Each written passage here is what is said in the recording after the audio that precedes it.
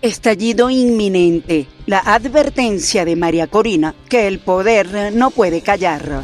Libertad con trampa. La maquinaria del horror que sigue viva sin Maduro. Juicio masivo. Líderes de la Mara Salvatrucha se enfrentan a penas máximas en El Salvador. Bienvenidos a la emisión estelar de Noticias de Impacto Venezuela, este martes 21 de abril de 2026. Tal como es nuestro deber, cumplimos con darles la información relevante de nuestro país y el mundo. Comenzamos. La líder de la oposición venezolana, María Corina Machado, pone sobre un escenario que el poder evita nombrar. Venezuela podría deslizarse hacia un desorden social si no se define una ruta democrática y sumado al desgaste de un modelo sostenido en la represión, el sistema estaría quedando sin capacidad de contener una presión ciudadana que no cree en canales institucionales. Génesis Pérez con la información. La reciente advertencia de la líder opositora María Corina Machado introduce un elemento poco habitual en el debate venezolano, la posibilidad de una deriva anárquica no como consigna alarmista, sino como consecuencia política directa. Su diagnóstico parte de la premisa de que si no se anuncia un cronograma electoral con fecha cierta, la presión acumulada en la sociedad podría desbordar cualquier forma de control institucional. El riesgo, sí, es que si la gente siente que se nos está pretendiendo cerrar la vía, empiece a empujar de manera no organizada y que pueda tornar anárquico. Ese escenario se conecta con el desgaste del miedo como mecanismo de control, al señalar que figuras como Nicolás Maduro y la ahora encargada de la presidencia, Delcy Rodríguez, se han mantenido en el poder a través de la represión y el terror. La líder opositora sugiere que ese modelo empieza a perder eficacia. A los jóvenes durante estos meses, donde yo estaba en clandestinidad, los paraban en la calle, les quitaban los teléfonos celulares y les buscaban. Y si aparecía una foto o una expresión vinculada a mí, iban presos.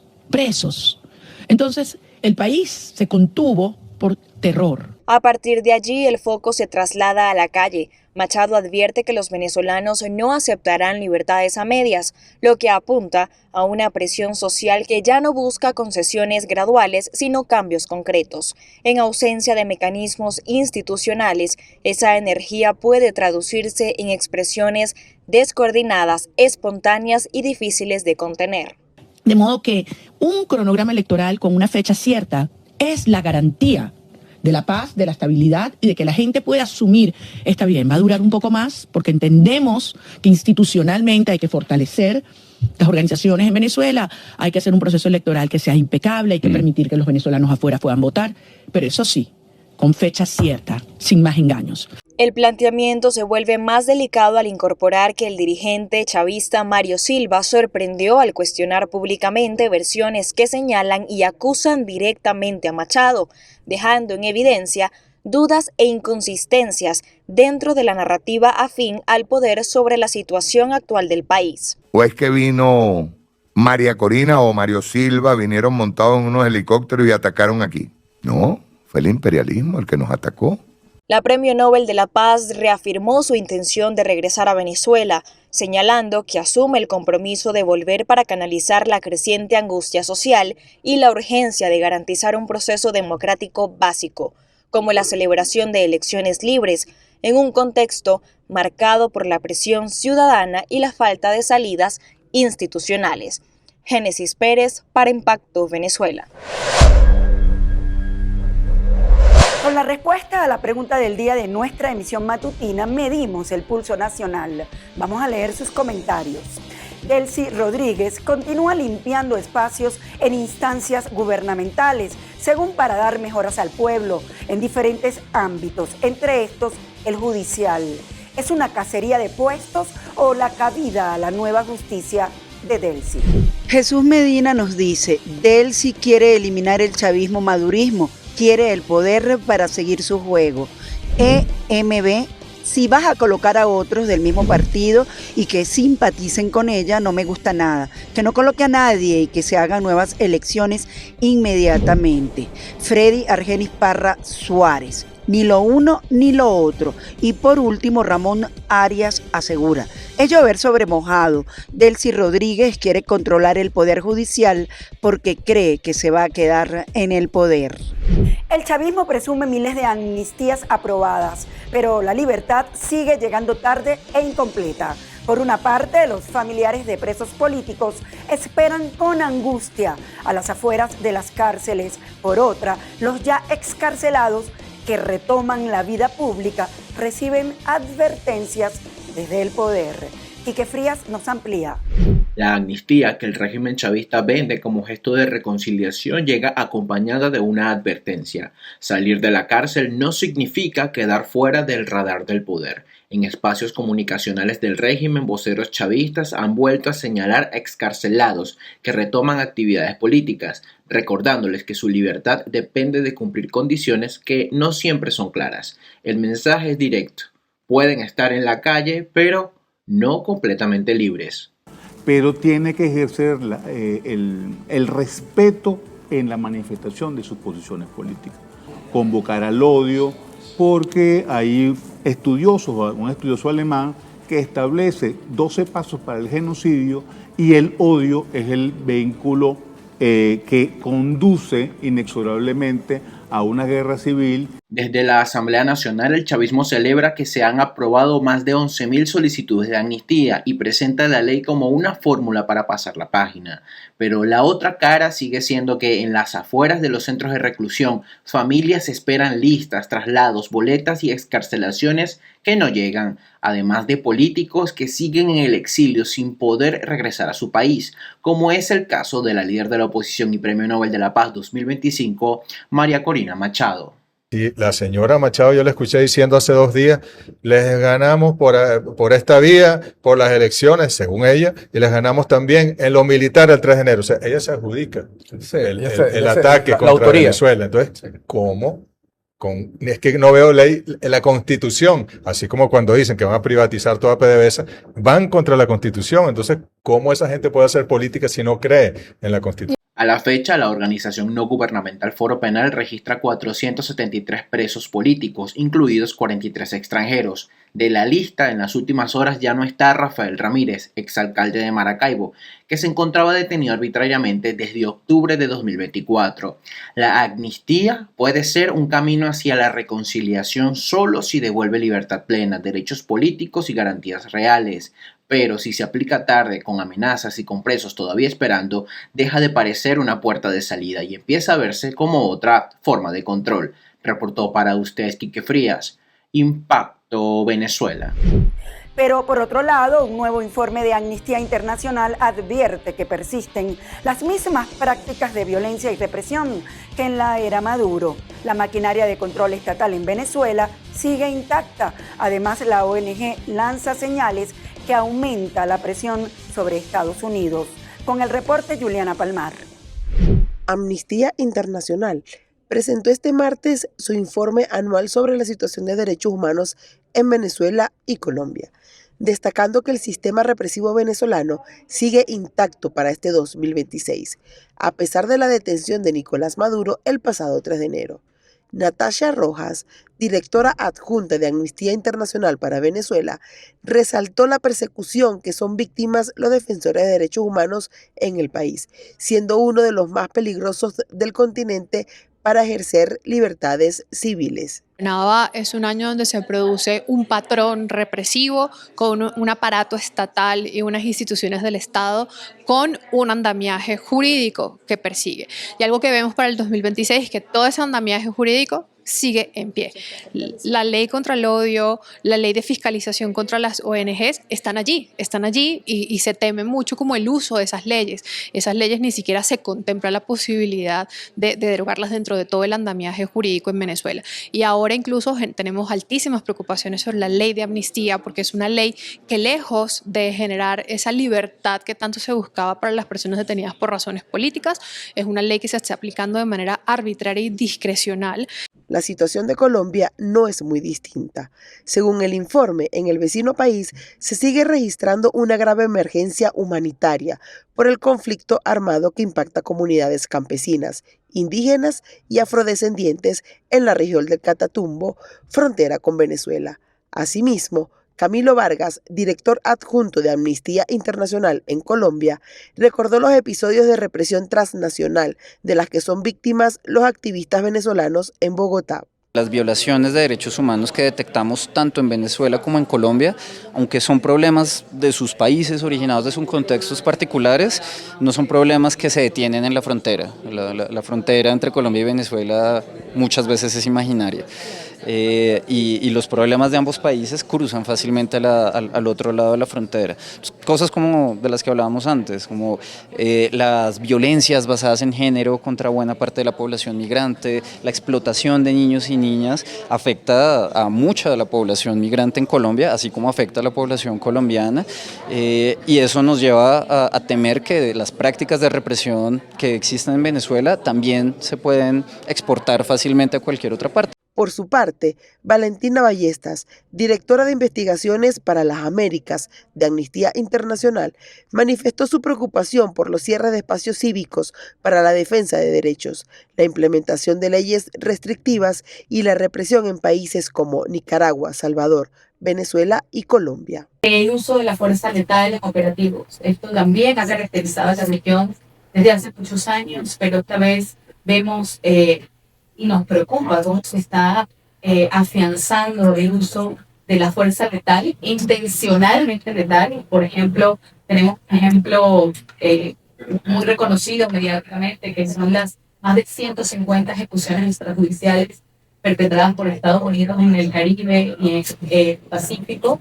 En conclusión, según el informe, la situación de derechos humanos en el continente es bastante preocupante, debido a la implementación de patrones de represión que se repiten en los países, a la vez que exigieron al sistema de justicia colombiano investigue exhaustivamente el ataque armado ocurridos a finales del 2025 en Bogotá, del que fue víctima el activista de esa organización, Yendri Velázquez, quien es defensor de los derechos de la comunidad LGBTQ+. Para Impacto Venezuela, Juliana Palmar.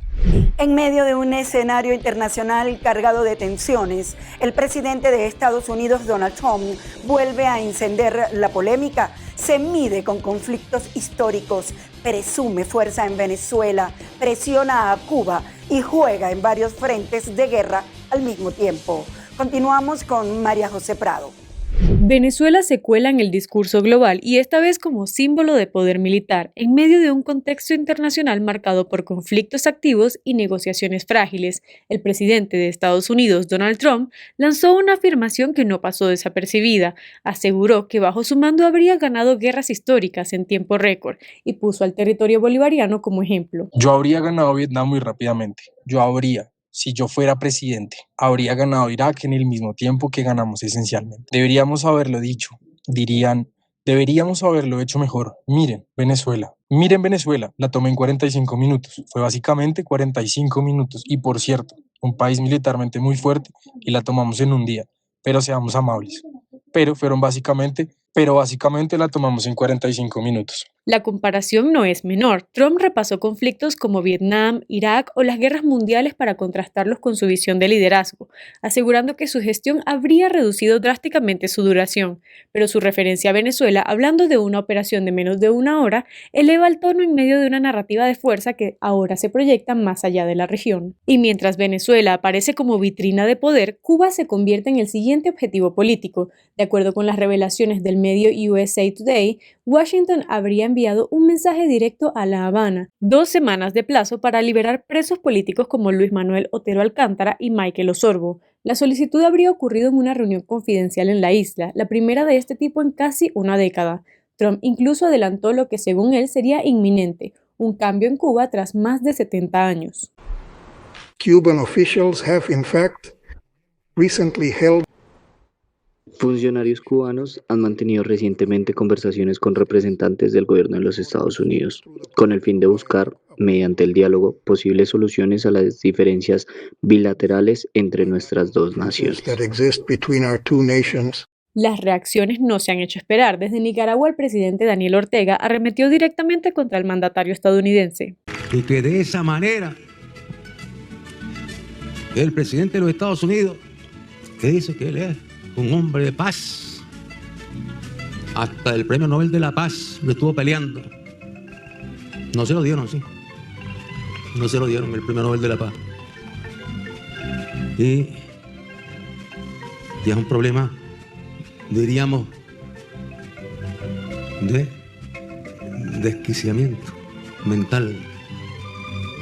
Como decimos aquí, no está en sus 5 sentidos. Pero el tablero no termina en América Latina. El foco también está en Medio Oriente. A menos de 2 días del fin de la tregua, la incertidumbre crece sobre las negociaciones entre Estados Unidos e Irán, tras la incautación de un carguero iraní en el Golfo de Omán. Washington intenta reactivar el diálogo, mientras el conflicto que involucra a Israel y Líbano ya deja miles de muertos y golpea la economía global. Con Venezuela como referencia de fuerza, Cuba bajo presión directa y Medio Oriente en tensión constante, el discurso de Trump consolida una narrativa de poder que atraviesa varios frentes al mismo tiempo y eleva la temperatura del escenario internacional. Las noticias no paran en el mundo. Impacto Venezuela titula lo más relevante en materia internacional de la siguiente forma: Tribunal Europeo falla a favor de 7 venezolanos por violación de sus derechos humanos en Curazao.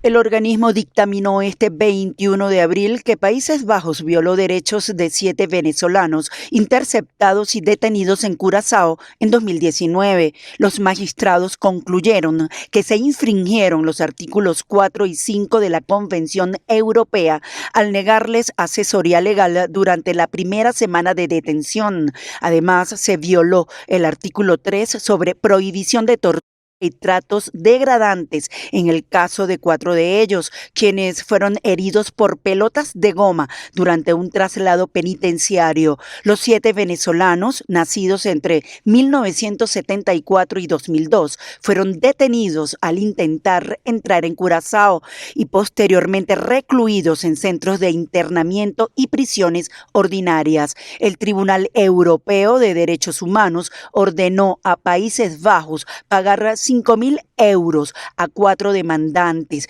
y 1.625 euros a 3 como compensación por daños morales. Ecuador reactiva el toque de queda tras una ola de masacres con casi 20 fallecidos. El presidente Daniel Noboa anunció que la medida será en 10 provincias del país tras un fin de semana de violencia que dejó cerca de 20 fallecidos. El toque de queda regirá entre las 23 y las 05 del 3 al 18 de mayo como parte del estado de excepción vigente. Los hechos más graves se registraron en San Vicente, donde fallecieron 4 personas, entre ellas un policía, y en Guayaquil, con 11 víctimas encontradas. Las provincias afectadas son Guayas, Manabí, Santa Elena, Los Ríos, El Oro, Pichincha, Esmeraldas, Santo Domingo de los Sachilas y Sucumbíos, además de varios cantones en Cotopaxi, Bolívar y Cañar, donde el estado de excepción suspende derechos como la inviolabilidad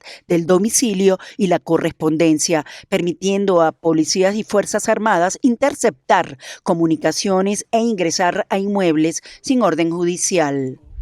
Brasil estudia tomar medidas contra Estados Unidos tras la expulsión de uno de sus agentes. El presidente Luis Ignacio Lula da Silva anunció este martes que estudia tomar medidas de reciprocidad contra Estados Unidos tras la expulsión del comisario Marcelo Ivo de Carvalho, agregado de seguridad en Miami. Washington lo acusó de manipular el sistema de migración para capturar al exjefe de inteligencia de Bolsonaro, Alexandre Ramagem, detenido en Orlando el 13 de abril, quien se había fugado a Estados Unidos. En 2025, tras ser condenado a 16 años de cárcel por su participación en el intento de golpe de Estado de Bolsonaro. El Servicio de Inmigración ICE lo puso en libertad a pesar de la solicitud formal de extradición de Brasil, lo que agravó la crisis diplomática. Lula denunció abuso de autoridad y advirtió que no aceptará injerencias de Estados Unidos, mientras el canciller Mauro Vieira exigió explicaciones antes de tomar una decisión. El incidente se suma a otros roces, como la negación de ingreso a Brasil del asesor de Trump, Darren Beatty, y los aranceles del 50% impuesto por Washington en 2025. La justicia salvadoreña inició un proceso contra 492 acusados de integrar la Mara Salvatrucha, a quienes se les atribuyen 47.000 delitos cometidos entre 2012 y 2022. Las autoridades aseguran tener pruebas para solicitar penas máximas. Veamos detalles en el reporte de AFP. La justicia de El Salvador inició el lunes un juicio contra casi 500.000 de acusados de pertenecer a la Mara Salvatrucha, entre ellos varios fundadores y líderes, en el primer juicio masivo contra el mando de una pandilla. Entre miles de crímenes, según la Fiscalía General, el grupo ordenó a matar a 87 personas en un fin de semana en marzo de 2022, lo que motivó que el presidente Nayib Bukele declarara su guerra contra las pandillas con un estado de excepción que ha dejado más de 91.000 detenidos. La Fiscalía entregó a la prensa un video de un fiscal que, sin mostrar su rostro, precisó que a los cabecillas se le atribuyen 47.000 delitos cometidos entre 2012 y 2022, entre ellos 29.000 homicidios. Se les estarían atribuyendo todos los delitos que hizo la Mara Salvatrucha durante estos 11 años, ¿sí?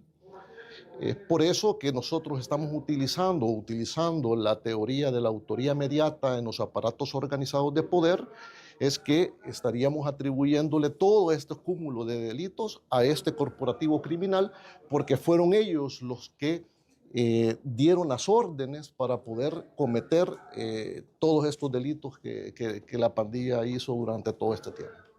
Según el fiscal, que no se identificó, en esta audiencia comparecen de forma virtual 413 acusados y 73 están prófugos, pero serán juzgados en ausencia. Más de 250 de los imputados están recluidos en el Centro de Confinamiento del Terrorismo, la megacárcel para pandilleros construida por el gobierno de Bukele, y el resto en otros penales de alta seguridad. La Mara Salvatrucha y su rival, Barrio 18, con sus dos facciones, llegaron a controlar el 80% del territorio nacional, según Bukele. El presidente salvadoreño es popular por acabar con el terror de las pandillas, pero ONGs denuncian más de 500 muertes en prisión, torturas y miles de arrestos de inocentes bajo el estado de excepción que permite capturas sin orden judicial. La fiscalía dijo tener abundantes pruebas para pedir las penas máximas, sin precisar si se trataría de la cadena perpetua que entrará en breve en vigor para castigar a homicidas, violadores y terroristas, según una reforma legal recientemente aprobada en el país centroamericano. Amigos, gracias por sintonizarnos cada día en el noticiero estelar de Impacto Venezuela. Recuerden que nuestras plataformas digitales y página web se mantienen actualizadas para que ustedes tengan información de primera mano. Nos despedimos por hoy.